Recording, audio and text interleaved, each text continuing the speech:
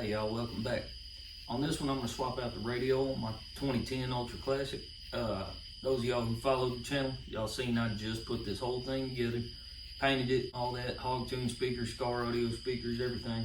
And I guess the new speakers were pulling too much wattage because it seems like they're stressing the radio out. What I mean by that is I'll go for a ride. This is the factory HK radio. I'll go for a ride for like an hour, and after the first 30 minutes, the radio will cut off. And then every 5 minutes after that, it cuts off. And so I gave up on that. I came down to 3 options after doing all my research, and because I don't know a whole lot about the audio on these bikes, you know, I always rode choppers up until this point. So I came up with 3 different options. One was to have this one rebuilt. There's a company called Iron Cross. It's not the route that I went, but I'll put their link in the description in case anybody else wants to keep a factory radio in theirs. But it came down, to me, it came down to these last 2 options. Was the Aquatic AV, which is roughly 350 bucks, something like that. Don't remember the exact cost. And the Rockford fosgate, which was like almost 600 bucks. Now, to me, that's pretty outrageous. And the Aquatic AV had really good ratings in general. One dude kind of just trashed them, saying it was horrible sound quality, but I don't see how it could be worse than the factory one. I don't know. I will do an honest review on that after it's all done, but for now I'm going to get this one installed. I was too excited to sleep, so it's 3 in the morning and there's not enough coffee for this, but ready to get this thing in the bike and see how it sounds, because it was really pissing me off to have just dumped all of this money in my bike and then I go for a ride and now my radio don't work. Hi, Miss Dixie. Dixie says hi. There was 2 reasons that I had for switching to an aftermarket. One, if this is a problem, it's probably going to continue to be a problem, you know. So not going to go back with the same problem, especially for $300-400 bucks. 2 is this. I listen to this for Bluetooth because there ain't nothing worth listening to on the radio. So, gonna get this pulled off. T20s, T25s. You also got them up front in the headlight and then, of course, in the windshield.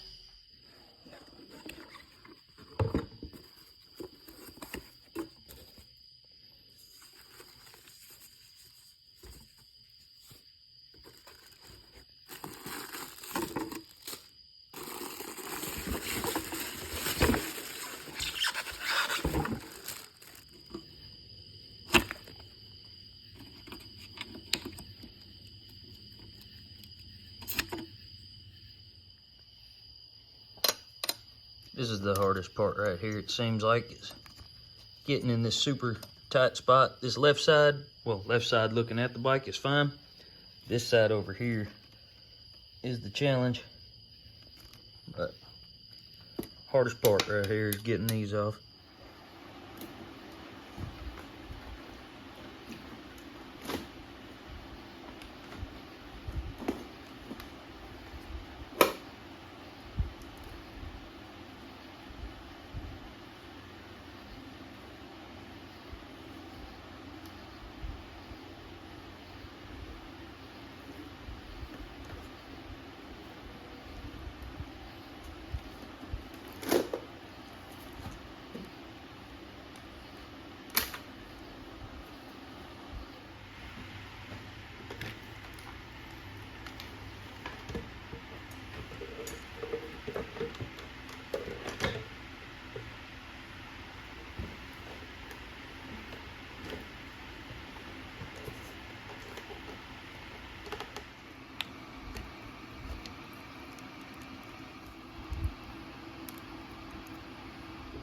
Now, if you're just running front speakers, then that's going to be it right there. You just plug in that and your antenna and you're good to go.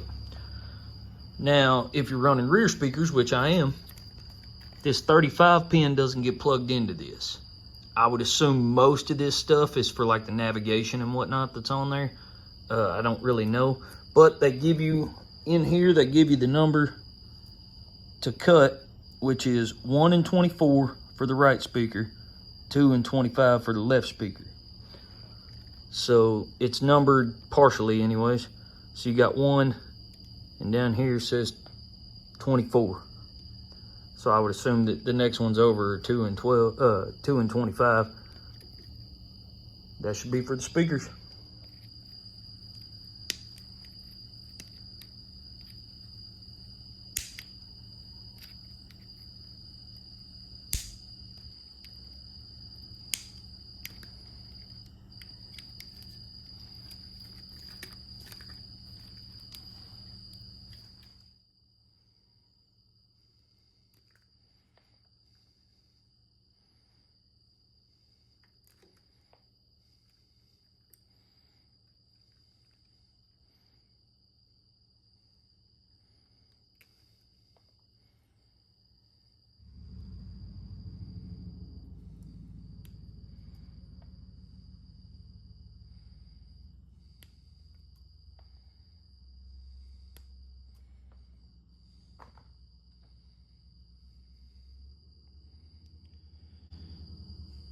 All right, I don't currently have any shrink wrap, so we're just gonna do this the old redneck way. Just wrap it all in electrical tape. But yeah, ideally you would do this the right way with shrink wrap. But I'm not waiting because I'm impatient and it's 4 in the morning.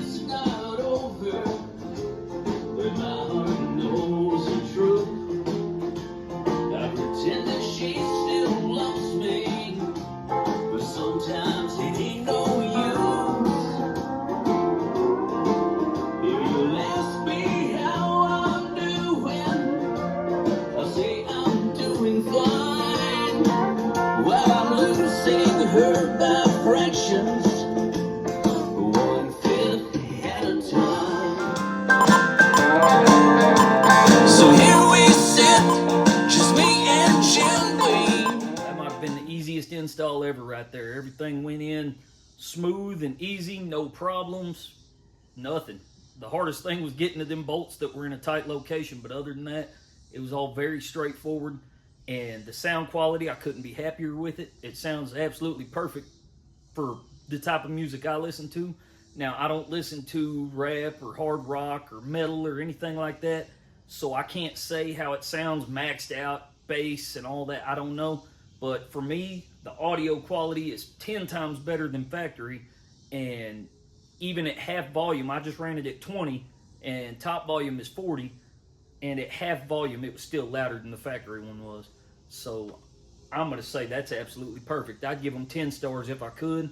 That is, I see no point in spending double the price on the Rockford fosgate, but you're paying for a brand, you know, and they are a very reputable brand. Maybe for people who are running subwoofers and additional speakers more than just the factory 4 that come in the Ultra Classic, then in that case, maybe the Rockford fosgate would be a better idea.